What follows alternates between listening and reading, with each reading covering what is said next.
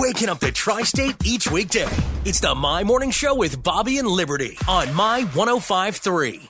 You're listening to the My Morning Show with Bobby and Liberty on My 105.3, and we all kind of joke about those quote-unquote old-timers who say things like, back in my day, you had to walk uphill both ways to school through 3 feet of snow with bare feet, things like that, right? Yes. Well, there might be a little bit of truth to some of those statements. I saw some pictures recently from the early 1900s of some winter times here in southern Indiana, and it looked horrible. Imagine it getting so cold that the Ohio River or the Wabash River froze. Not just portions of it froze, but it froze enough that boats could not travel it. They were stuck in the ice. Ice rink. Correct.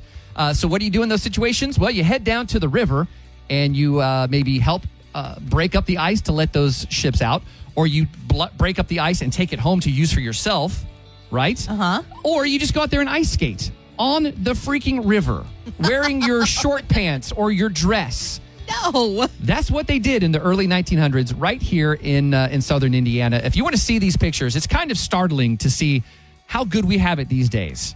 You can see those inside the My 105.3 app. But these days, we freak out about anything. Right? I mean... just the threat of snow...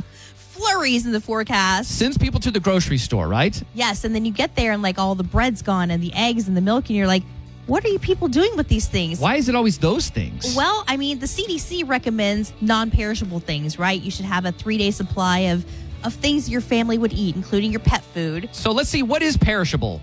Eggs, milk, and bread.